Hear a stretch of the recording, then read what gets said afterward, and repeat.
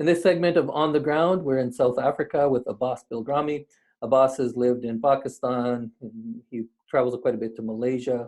He's lived in South Africa for a number of years.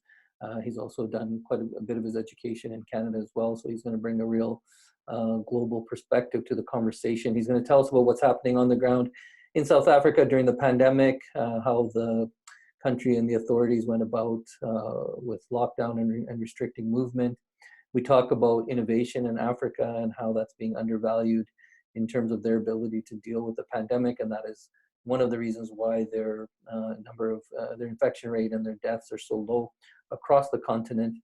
Is this idea of, they're used to these sort of epidemics, natural disasters, etc., that happen on a yearly basis all over Africa. They've been dealing with HIV, Ebola, SARS, malaria, dysentery, TB, for decades in Africa.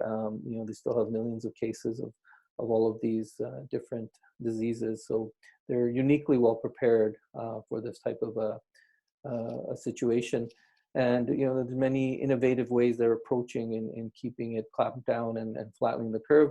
Yes, there may be a case of where their cases are going to rise as we move forward and they move into their winter months and all the other factors that may play in. But so far, African countries are doing a commendable job of keeping the infection rate and the deaths remarkably low. So we'll talk about that. We'll talk about how the governments are preparing, how citizens are being affected, how the most vulnerable are being affected in South Africa. Abbas will also give us some insights into Malaysia. He does quite a bit of work in Malaysia and visits there quite often, and he'll give us some insights to what's happening there as well. There's a lot of things to consider that we don't see in the West, and we aren't exposed to in terms of the real on-the-ground factors of how things are panning out in a country like South Africa, and he'll give us some insights in some of the other African countries as well. I'm looking forward to the conversation. Should be really interesting. I hope you will also tune in and get value from it as well. Thank you.